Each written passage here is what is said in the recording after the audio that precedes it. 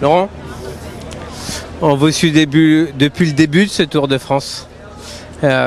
Si on vous avait dit tout ça au départ du Tour de France à Lille, vous auriez dit quoi?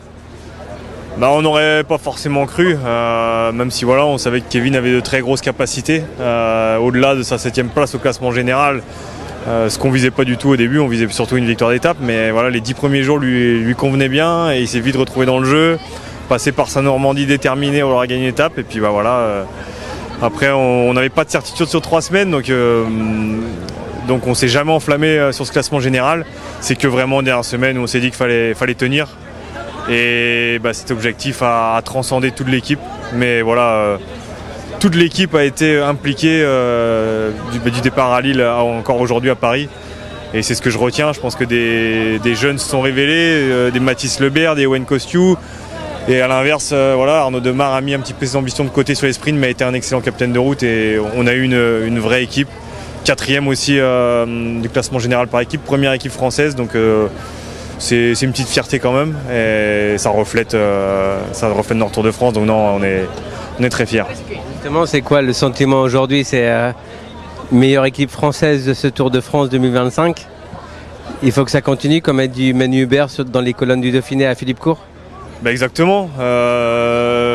On sait tous la situation actuelle et je pense qu'on a montré notre meilleur visage en tout cas sur ce tour. C'est le tour le plus accompli depuis que l'équipe y participe. Et voilà, quand on regarde les formations qui sont devant nous au classement par équipe, UAE, Visma et Red Bull, la petite Arkea BNB Hotel derrière, c'est plutôt pas mal. Donc on en est très fiers et puis on espère que ça aura de l'impact.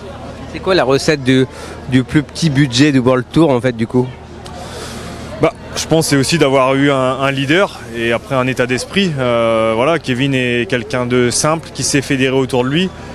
Tout le monde est allé dans le même sens et ça s'est vu quoi. Donc je pense que c'est ça, c'est vraiment l'état d'esprit collectif et comme je dis, des courses sont transcendées pour lui et ça a fait ça quoi. Donc on est super fiers. Il y a un message à dire aux éventuels investisseurs pour que l'équipe continue, ça serait quoi? Basé sur l'humain ou autre? Ouais, après, pour rien vous cacher, je discute parfois avec certains coureurs qui étaient chez nous, qui sont des équipes étrangères. Forcément, il y a un esprit un petit peu moins familial, même si on est une équipe professionnelle, il y a 150 salariés. Familial, mais très professionnel. Exactement, voilà.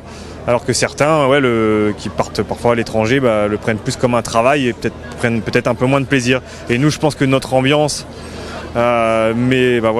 conviviale, mêlée à ce professionnalisme, a fait ce beau Tour de France cette année.